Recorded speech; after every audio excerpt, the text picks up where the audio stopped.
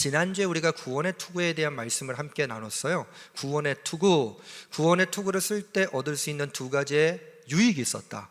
첫 번째 유익은 영적 공격으로부터 마음과 생각을 지키게 된다. 사단이 우리의 머리를 공격합니다. 머리를 공격하는 이유가 있어요. 우리의 마음을 더럽히기 위해서. 또 공격하는 이유가 있습니다. 우리의 생각을 흔들어 버리기 위해서. 그렇게 되면 우리가 악마와 같은 존재가 되거나 악마가 될 수 있다는 겁니다. 그리고 이단, 거짓 가르침 가운데 빠질 수 있다. 그러므로 우리가 구원의 투구를 쓸 때에 사단의 영적인 공격으로부터 우리의 마음과 생각을 지켜낼 수 있다고 하는 유익을 한번 나눴고요. 두 번째는 영적인 신분을 얻게 되고 특권을 누리게 된다.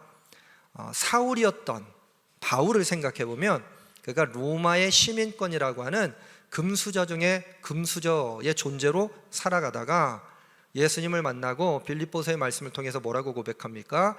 나의 시민권은 하늘에 있다. 그래서 신분증을 바꿨어요.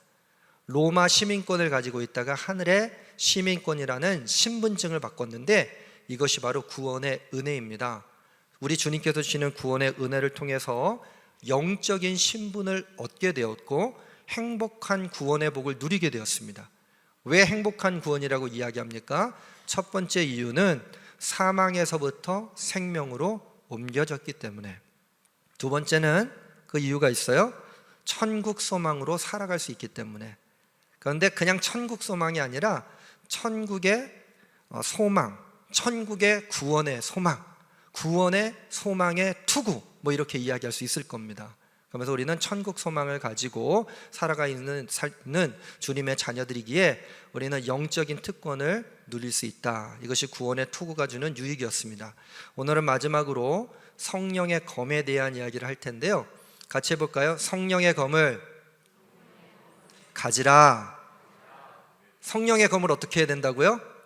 가지라 그랬어요. 성령의 검을 가져라. 그러면 성령의 검을 가질 때에 누릴 수 있는 두 가지의 영적인 유익을 또 나눠보도록 할 텐데, 첫 번째는 강력하고 예리한 칼날로 마음껏 마귀를 공격할 수가 있습니다. 같이 해볼까요? 첫째, 그러면 여러분 선포합니다. 첫째, 강력하고 예리한 칼날로 마음껏 마귀를 공격하게 된다. 강력합니다. 예리합니다. 그 칼날을 가지고 마귀를 공격하게 되는데, 마귀와 그 수하들을 공격하게 되는데, 제가 좀 적어봤지만 정말 마음에 드는 한 단어는 마음껏입니다. 어떻게? 마음껏. 우리 주저주저 할 때가 있잖아요. 마귀와 대적하게 됐을 때요, 그 수하들과 대적하게 됐을 때 우리가 주저주저 할 때가 있습니다. 하지만 여러분, 우리가 성령의 검을 가질 때 얻을 수 있는 첫 번째 유익은 강력하고 예리한 칼날로 마음껏 마귀를 공격할 수가 있습니다. 자, 검이라고 하는 건 뭘까요? 검을 사전에서 찾아보면 이렇게 설명합니다. 무기로 쓰는 크고 긴 칼, 칼날이 양쪽에 있는 것을 이른다. 특징이 있어요. 칼날이 양쪽에 있을 때에 검이라고 부릅니다. 혹은 의장으로 쓰는 큰 칼 그랬는데, 무슨 이제 병사들이 이제 행진을 한다든지 할 때 칼을 차고서 칼을 높이 들고서 뭐 행군을 한다든지 의장으로 쓰인다고 합니다. 로마 시대에 특별히 로마 군이 썼던 칼을 글라디우스라고 했습니다. 같이 볼까요? 글라디우스. 꼭 기억하세요. 글라디우스라고 하는 칼을 쓰게 되었는데, 한번 화면을 볼까요? 로마인들이 쓰기도 했고 군대에서 썼던 이 글라디우스는요, 보통 일반 검보다는 짧았습니다. 찌르기에 편했고 한 손으로 사용하는 검이었습니다. 그래서 로마 시대에 많은 칼들이 있었는데 특별히 고유명사처럼 쓰여졌던 게 글라디우스라고 하는 검이었어요. 검. 길이는 64cm에서 한 81cm, 대략 한 80cm 정도 된다고 생각하시면 될 것 같아요. 그리고 손잡이를 빼고 칼날은 60에서 68cm 정도 됐다고 합니다. 폭은 4에서 한 8cm 정도, 무게는 1.2kg에서 1.6kg. 그러니까 정확하게 규격화되어 있었던 건 아니고 키에 따라서 또 활용도에 따라서 무게를 늘리기도 하고 줄이기도 하고. 그런데 이 글라디우스라고 하는 검의 세 가지의 특징이 있는데요, 로마 제국은 다른 주변에 있는 국가들보다 철을 빨리 받아들였고 철을 재련하는 기술이 뛰어났습니다. 그래서요, 이 칼 글라디우스의 품질이 아주 우수했다고 합니다. 다른 나라 국가들보다 우수한 품질을 가지고 있었던 것이 글라디우스라고 하는 칼이었고요. 두 번째는 한번 칼날을 세우게 되면요, 여러 번 사용해도 예리한 그 날이 무뎌지지 않았다고 그래요. 얼마나 기술이 좋습니까? 한번 날을 세우면 계속 날을 세워야 하는데 그 예리한 칼날이 무뎌지지 않았다. 또 세 번째는 강한 충격에도 휘어지거나 잘 부러지지 않아서 오랜 기간 사용할 수 있었다. 자, 첫 번째, 품질이 좋았어요, 나빴어요?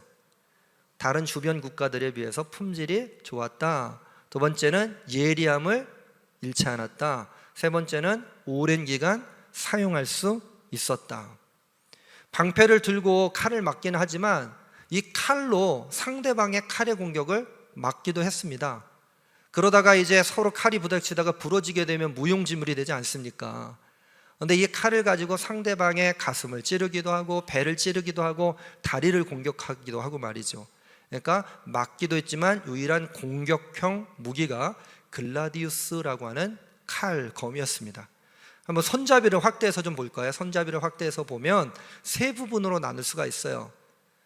마지막 부분이 있고 중간 부분이 있고 시작 부분이 있는데, 칼 날과 연결되어 있는 그 시작 부분을 가드라고 불렀다는 거예요. 가드. 우리 조선시대 검을 봐도요, 손잡이 윗부분에 둥그렇게 해가지고 손을 좀 보호하고 있지 않습니까? 왜 그래요? 칼싸움을 하다가 칼이 미끄러질 때, 힘겨루기를 할 때 이 손을 보호하기 위해서 마지막으로 칼날에 손이 베어지지 않도록 할 때, 특히 이제 펜싱 경기 같은 거 보면 손을 둥그렇게 해가지고서는 가드가 보호하고 있잖아요. 그런 형태고요. 두 번째, 중간은 골이 파져 있습니다. 어떤 모양이었을까요? 손가락에 딱 잘 잡을 수 있도록, 쉽게 잡을 수 있도록 골이 파져져 있어요. 그리고 마지막 부분을 보면 동그랗게 되어져 있는 부분이 있죠. 이 부분을 폼멜이라고 불렀다고 그래요. 폼멜은 무게중심을 잡게 합니다. 그런데 가장 결정적인 역할은 칼싸움을 하다가 너무 하는 거. 자, 손잡이의 기능, 첫 번째는 뭐예요? 손을 보호했다. 두 번째는 잡기 편하게 했다. 마지막에는 절대로 빠지지 않고 무게감을 가지게 하면서 균형을 잡게 하고 칼을 마음껏 자유자재로 휘둘릴 수 있도록 했다. 이 검의 이름이 뭐라고요? 글라디우스라고 하는 검이에요. 자, 근데 오늘 성경에서는 말씀을 어떻게 증언하고 있습니까? 에베소서 6장 17절의 말씀을 보면 같이 한번 읽어보겠습니다. 에베소서 6장 7절의 말씀입니다. 구원의 투구와 성령의 검 곧 하나님의 말씀을 가지라. 구원의 투구와 성령의 검 곧 하나님의 말씀을 가지라. 성령의 검이 곧 뭐예요? 하나님의 말씀이다. 성령은 하나님이십니다. 검은 뭐예요, 그러면? 말씀이 되겠죠. 말씀. 사도 바울이 왜 이 검을 이야기하면서 말씀이라고 직접적으로 표현하고 있을까? 제가 질문 하나 드리고 싶어요. 바울이 성경을 잘 아는 사람이었을까요? 모르는 사람이었을까요? 바울. 자, 그럼 다시 질문. 바울이 구약 성경을 잘 알고 있었을까요? 몰랐을까요? 너무나 잘 알고 있었던 사람이에요. 율법학자 중에 가말레일이라고 하는 사람 아래서 공부를 했잖아요. 율법에 정통한 교육을 받았습니다. 그러니까 유대교의 경전인 타낙이라고 하는 구약 성경을 얼마나 잘 알았겠습니까? 그래서 성경 말씀 한 구절을 떠올리게 됐을지 모르겠어요. 신약 성경에 히브리서 말씀이 있는데, 히브리서 말씀은요, 유대교인들을 위한 복음서라고 이렇게 별명이 붙어져 있어요. 왜냐하면 유대인들이 예수 그리스도에 대한 복음을 잘 듣지 못하니까 구약 성경에 나와 있는 역사적인 인물들 그리고 믿음의 사람들에 대한 이야기를 하면서 너희들이 복음을 듣고 믿음을 가지는 것이 얼마나 중요한 것인지를 설명해 주는 말씀이 히브리서 말씀이었어요. 히브리서 4장 12절의 말씀에 보면 오늘 말씀을 이렇게 기록하고 있어요. 히브리서 4장 12절 한 목소리 읽도록 하겠습니다. 하나님의 말씀은 살아있고 활력이 있어 좌우의 날선 어떤 검보다도 예리하여 혼과 영과 및 관절과 골수를 찔러 쪼개기까지 하며 또 마음의 생각과 뜻을 판단하나니. 자, 다시 한번 읽어볼게요. 하나님의 말씀은 살아있고 활력이 있어 좌우의 날선 어떤 검보다도 예리하여 혼과 영과 및 관절과 골수를 찔러 쪼개기까지 하며 또 마음의 생각과 뜻을 판단하나니. 이 말씀을 달리 읽을 수도 있어요. 성령의 검은 살아있고 활력이 있어 좌우의 날선 어떤 검보다도 예리하여. 자, 한번 여러분 글라디우스라고 하는 칼의 특징을 생각해 보면, 여러분 강한 충격에도 휘어지거나 잘 부러지지 않아서 오랜 기간 사용할 수 있다고 그랬어요. 또 품질이 좋았습니까? 나빴습니까? 품질이 아주 좋았습니다. 한번 칼날을 세우면요, 여러 번 사용해도 예리함을 잃어버리지 않는 날카로움이 있었다고 말씀을 드렸습니다. 자, 그럼 하나님의 말씀의 특징과 글라디우스 검을 한번 비교를 해보자고요. 첫 번째, 하나님의 말씀은 살아있다. 이게 무슨 말일까? 여러분, 살아있다는 건 오랜 기간 살 수 있다. 이것과 연결해 본다면 강한 충격에도 휘어지거나 잘 부러지지 않는 특성은 살아있다는 하나님의 말씀을 의미하는 것입니다. 활력이 있다. 여러분, 회를 먹으면 죽어있는 생선을 잡는 게 좋을까요? 살아있는 생선을 잡는 게 좋을까요? 당연히 두말하면 잔소리죠. 활어를 먹기 원할 거예요. 왜? 살아있으니까요.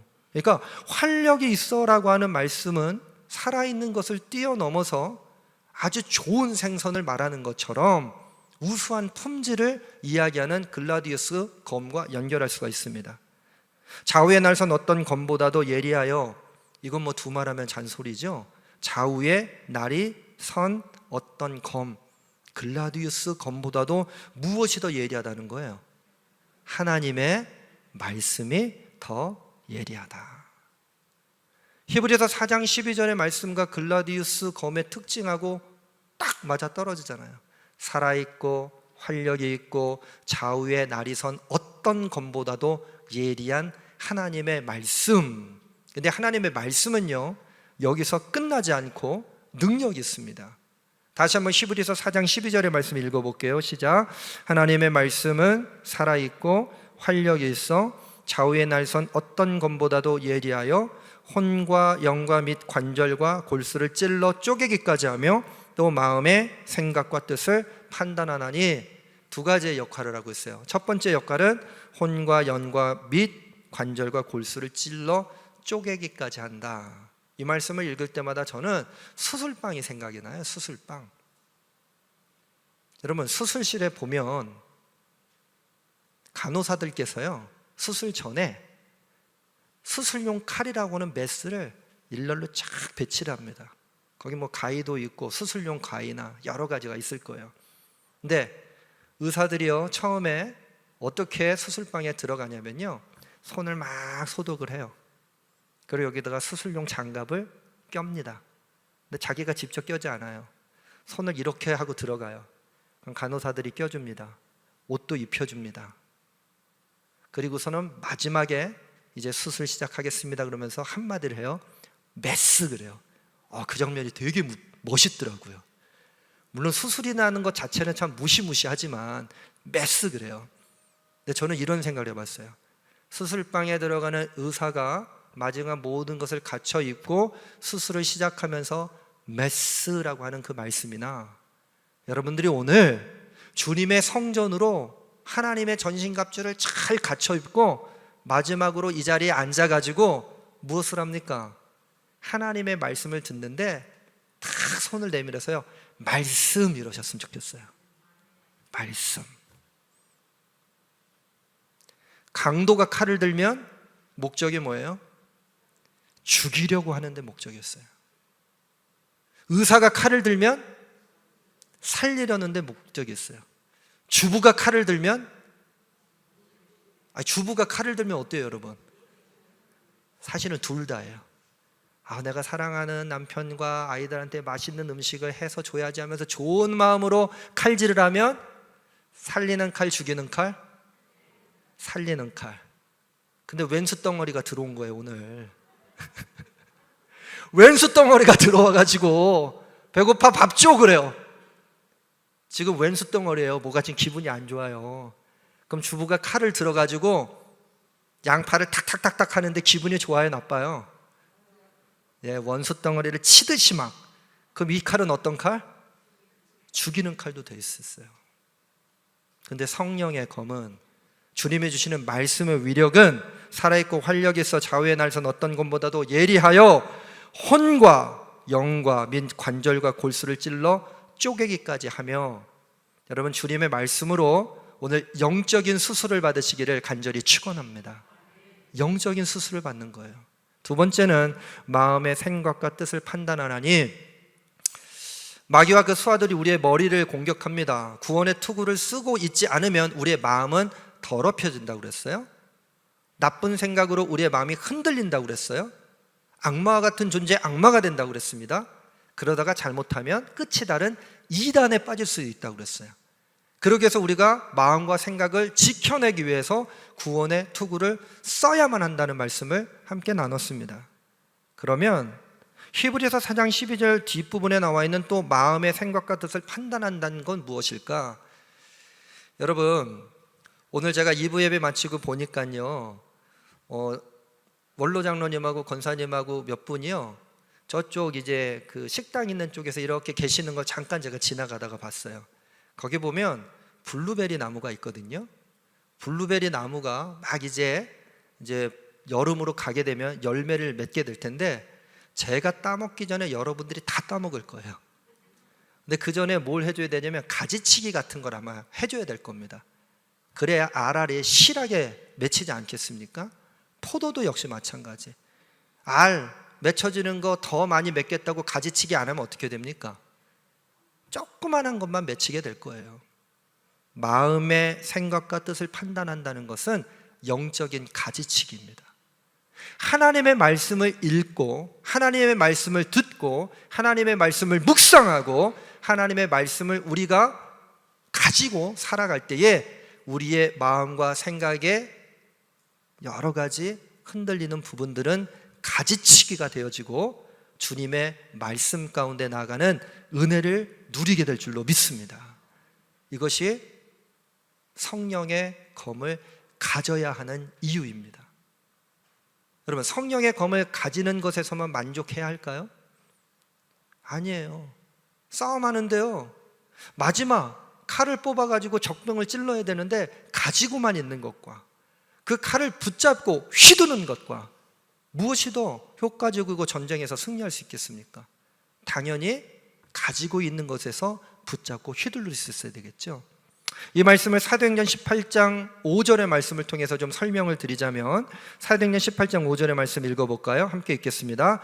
실라와 디모데가 마게도냐로부터 내려오매 바울이 하나님의 말씀에 붙잡혀 유대인들에게 예수는 그리스도라 밝히 증언하니. 실라와 디모데가 마게도냐로부터 어디로 내려왔냐면 고린도라고 하는 지역으로 내려왔어요.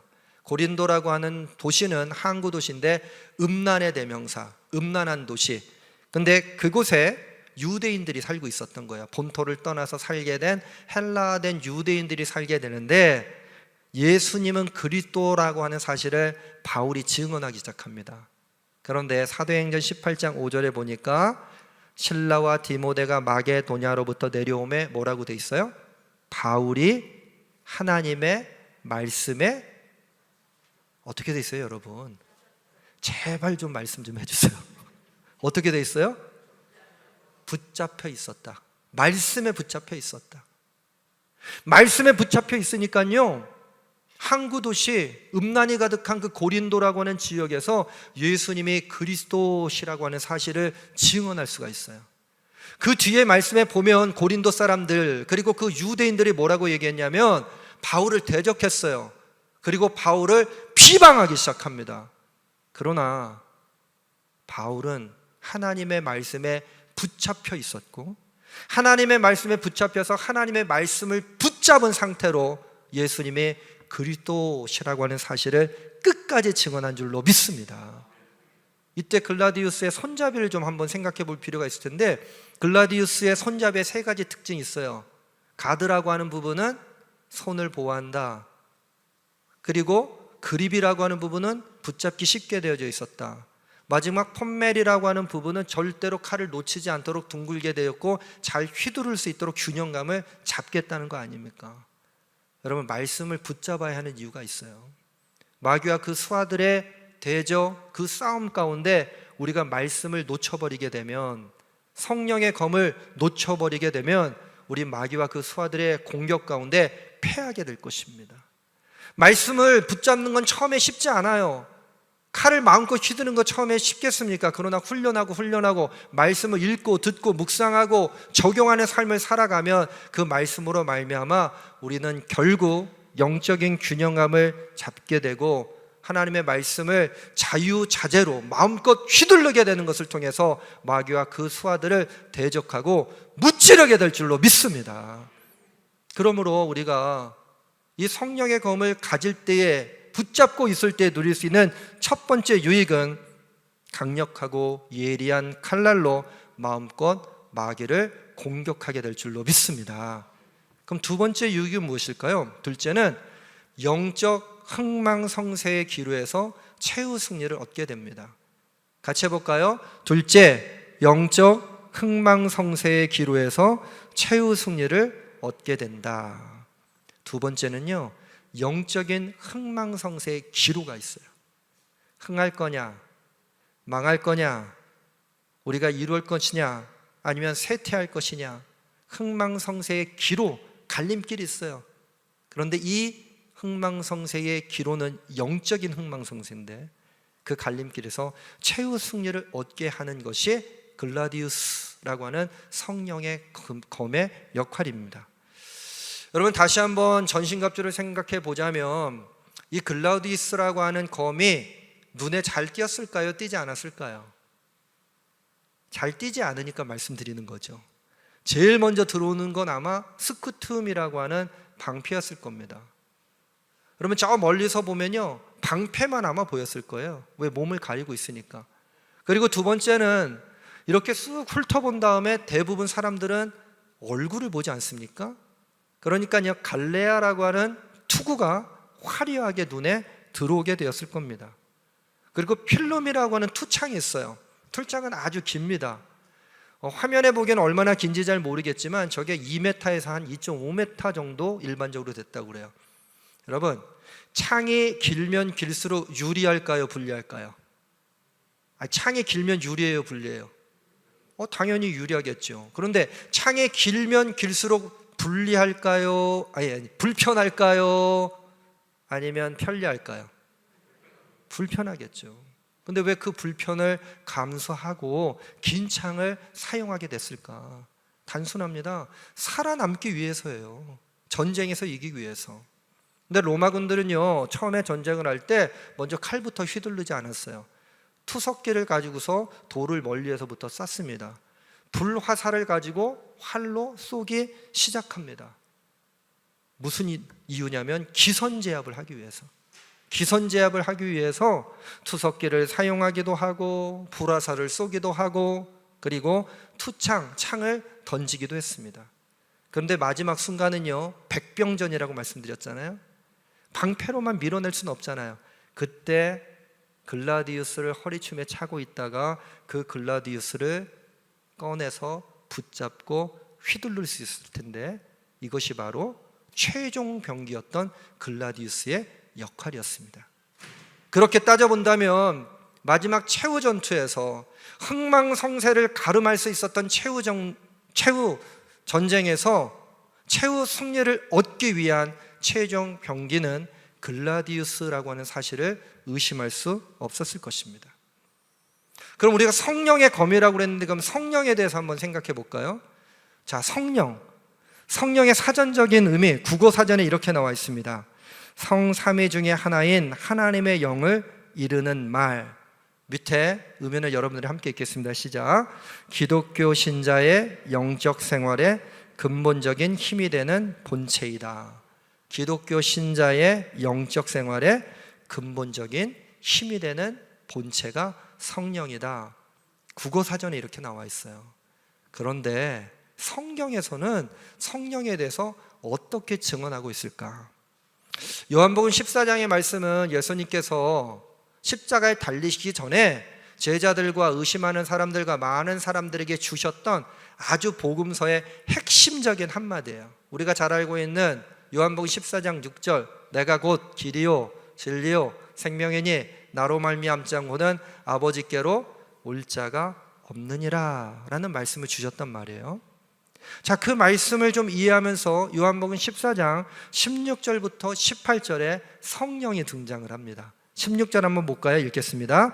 내가 아버지께 구하겠으니 그가 또 다른 보혜사를 너희에게 주사 영원토록 너희와 함께 있게 하리니.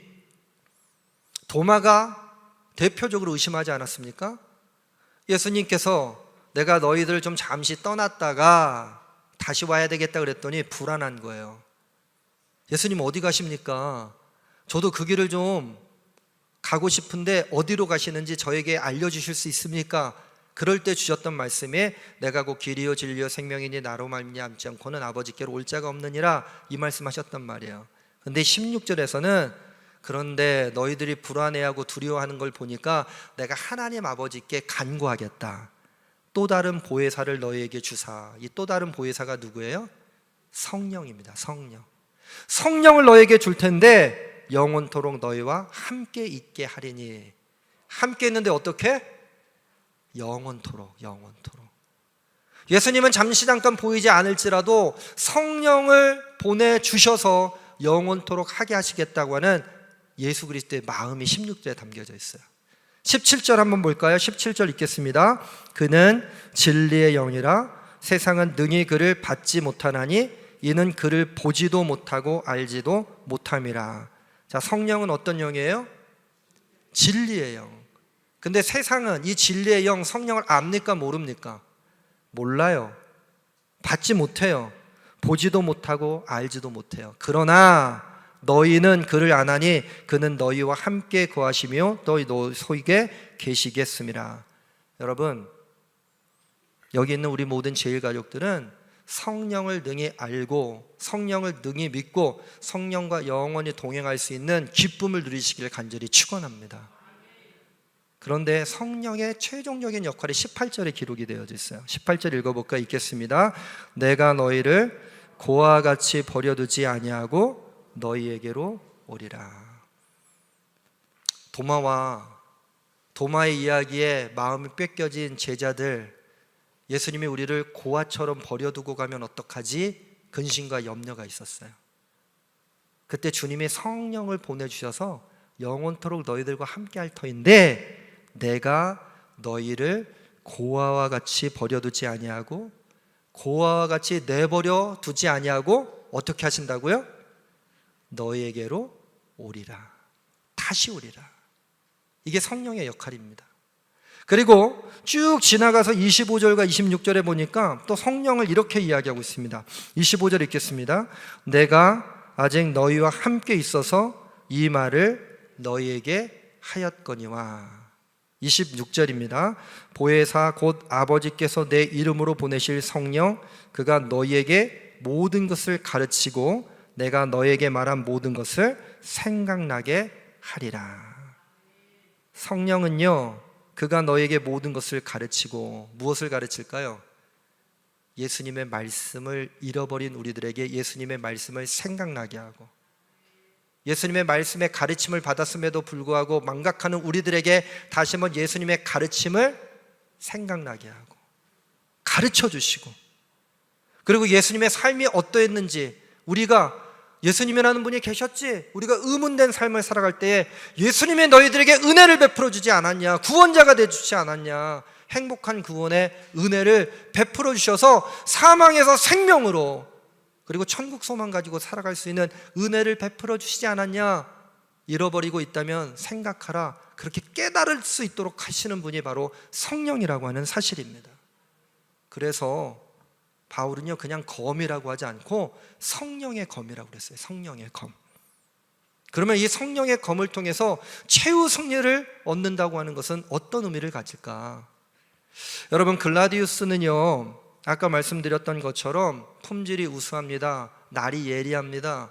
그리고 이것을 가지고서는 끝까지 최후 승리해서 사용되어졌다고 그랬어요. 마지막 백병전 때 칼을 휘두르고 적병을 찌르게 됩니다. 자, 그러면 전쟁에서 승리하면 로마로 다시 돌아오게 되죠. 개선식을 한다고 그랬어요. 개선식이 어떤 모습이었을까? 한번 화면을 한번 볼까요? 화면을 보니까 말 4마리가 있고 그 뒤에 개선 장군이 타고 있습니다. 그리고 주변에 붉은 망토를 한 장교들이겠죠. 그 뒤에는 수많은 병사들이 있고 시민들이 환호성을 지르고 있습니다. 로마 황제는 아마 꼭대기에 있었을 거예요. 여러분, 그냥 사진을 조그맣게 봤을 땐 규모가 그렇게 큰지 몰랐는데 확대해서 보니까 어떻습니까? 엄청난 규모예요. 아마 제가 상상하기로는 우리 수원, 행궁, 화성 내에 모든 사람들이 가득 찰 정도로 아마 로마 시내에 이 시가 행진, 퍼레이드, 개선식이 벌어지게 됐을 겁니다.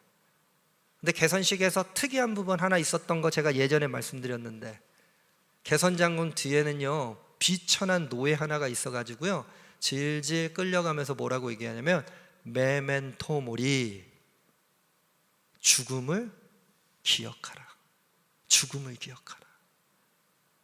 개선장군이 마음에 흥분해가지고 세상이 모두 내 것인 것처럼 착각에 빠질 때 황제가 비천한 노예를 시켜서 메멘토 모리라고 하는 이야기를 할 수 있도록 만들었던 것, 이것이 의미하는 바가 무엇입니까?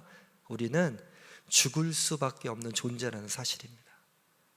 세상에서 아무리 전쟁에서 승리해도요, 아무리 부귀영화를 누려도요, 그래 설령 로마의 황제가 돼서 무소불위의 권력을 휘두른다 하더라도 그 마지막은 무엇입니까?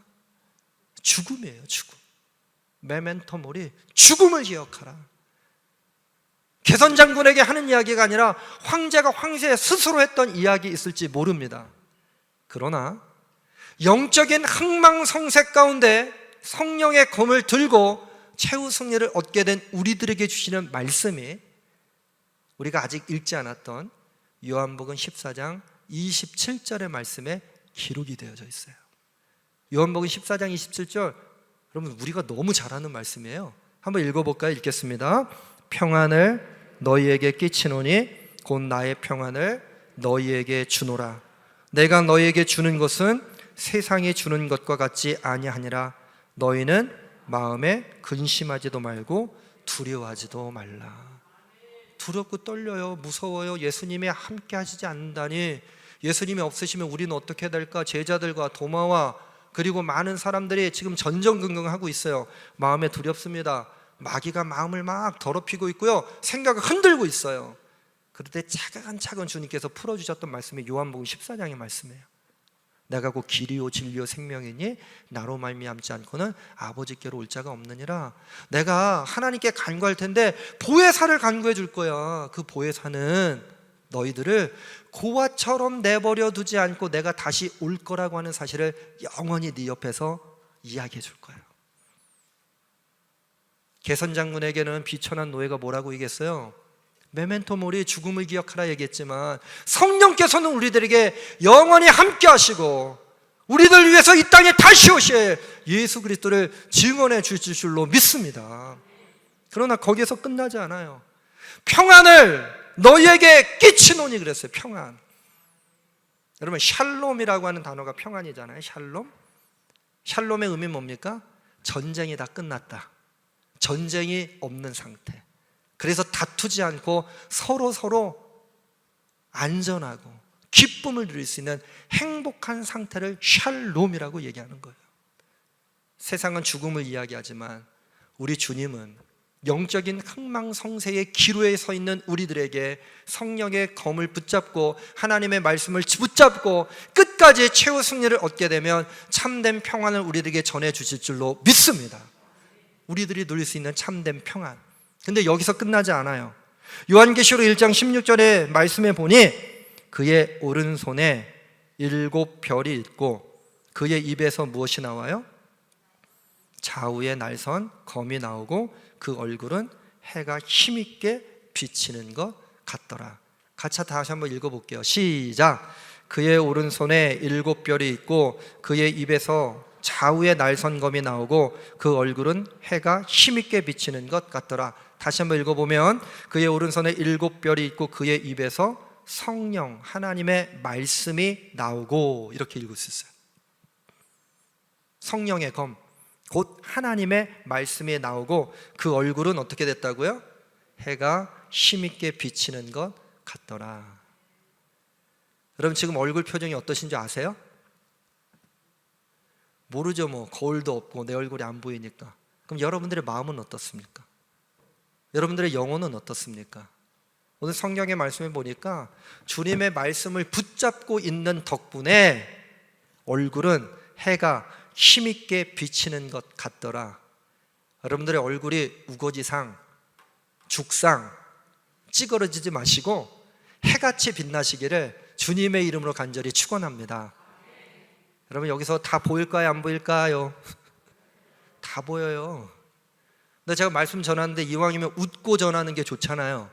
여기서 만상, 우거지상, 막 죽상하면서 여러분 어떡하려고 그래요? 다 죽어요 막 이렇게 얘기하는 것보다는 우리들에게 희망을 전하는 기쁨의 메시지가 전달되어질 때 우리 얼굴이 어떻게 된다고요? 그 얼굴은 해가 힘있게 비치는 것 같더라. 야고보서 4장 7절의 말씀 보면 그런즉 너희는 하나님께 복종할지어다 마귀를 대적하라 그리하면 너희를 피하리라. 같이 힘있게 읽어보겠습니다. 시작. 그런즉 너희는 하나님께 복종할지어다 마귀를 대적하라 그리하면 너희를 피하리라. 아멘. 하나님께 복종한다는 게 뭐예요? 하나님의 말씀에 순종한다는 거죠. 성령의 검을 가지는 것에서 만족하지 않고 성령의 검을 붙잡겠다, 하나님의 말씀을 가지는 것에서 만족하지 않고, 여러분 성경책 가지고만 다니지 마세요. 장식품으로 사용하지 마세요. 성경책을 붙잡아야 된다는 건 무슨 얘기입니까? 말씀을 읽어야 돼요. 우리가 전교인 필사를 할 거예요. 전교인 필사.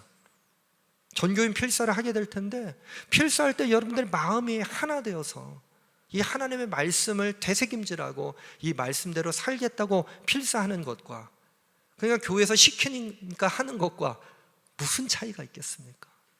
하나님의 말씀을 붙잡고 마귀를 대적하고 그리하면 너희를 피하리라. 이 말씀이 이루어지기 바랍니다.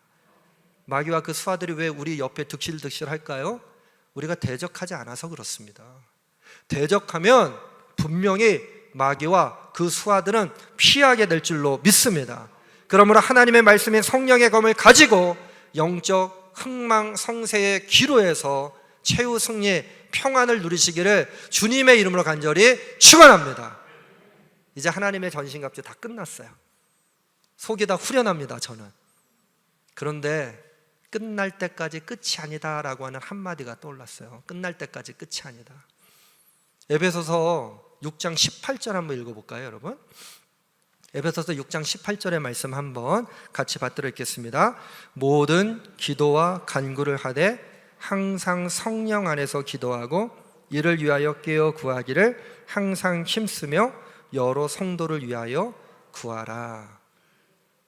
제가 하나님의 전신갑주에 대한 말씀을 시작할 때 이렇게 조금 정리를 좀 해봤어요. 3월 27일까지 하나님의 전신갑주를 잘 갖춰 입도록 하고 그 다음에 6장 18절의 말씀을 적용하면 되겠구나. 6장 18절에 대한 내용은 오늘은 말씀드리지 않아요. 그러나 내일부터 시작되어지는 3월 28일부터 4월 16일 광야 기도회를 통해서 매일매일 나누게 될 것이고 매일매일 기도하게 될 것입니다. 모든 기도와 간구를 하되 항상 성령 안에서 기도하고 이를 위하여 깨어 구하기를 항상 힘쓰며 여러 성도를 위하여 구하라. 여러분 들어오실 때 책자 받으셨어요? 집에 잘 가져가시기 바랍니다. 놔두고 가지 마세요. 자, 다 갖고 가서 그냥 집에다가 이렇게 던져 놓으시기 바랍니다. 그냥 큰 문도 펴보지 말고 뭐야 맨날 돈 들여서 이럴 거나 만들고 말이야, 그러시기 바랍니다. 왜 아멘 안 하세요? 그럼 어떻게 해야 될까요? 한번 이렇게 붙잡아 보세요. 한번 들어보세요. 받았는지 좀 확인하고 싶어요. 한번 보세요. 오늘 집에 가서 내일은 도대체 무슨 말씀이 있는지 궁금할 수 있어야 돼요. 3월 28일 지나면 도대체 29일 날은 무슨 말씀으로 나에게 은혜를 줄지 궁금할 수 있어야 돼요. 그게 붙잡는 거예요. 지금은 보지 마세요. 집에 가서 하시라고요. 지금 말씀 들으시고.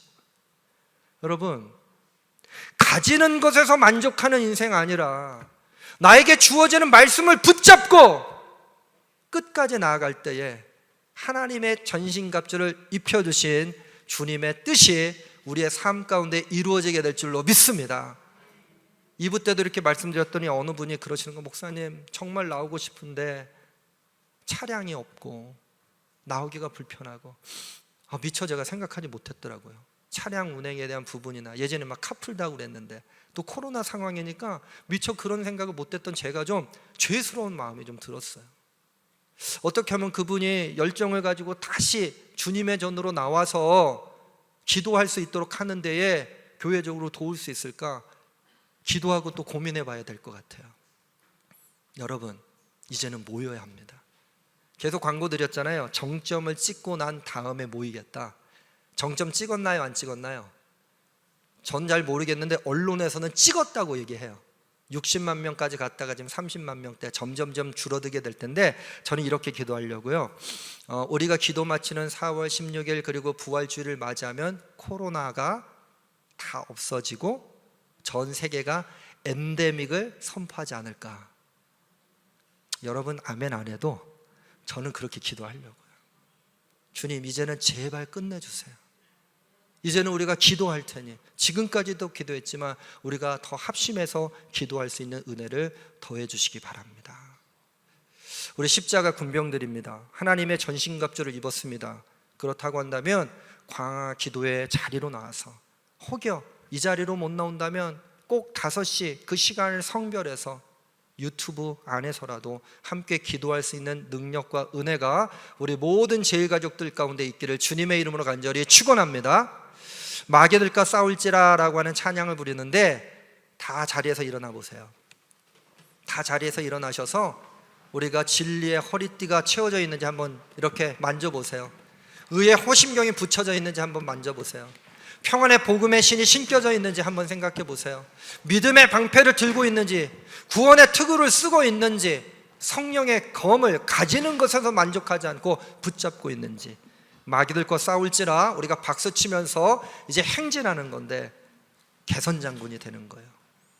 노마의 개선장군에게는 메멘토 모리, 죽음을 기억하라라고 하는 소리가 들렸지만 우리들에게는 평안을 끼치노니 세상이 줄 수도 알 수도 없는 평안을, 참된 샬롬을, 전쟁이 그치는 때를, 최후 승리를 너희에게 주리라 라고 하는 말씀을 믿음으로 고백하시면서 이 찬송 하신 다음에, 주님 제가 광야 기도회를 결단하겠습니다.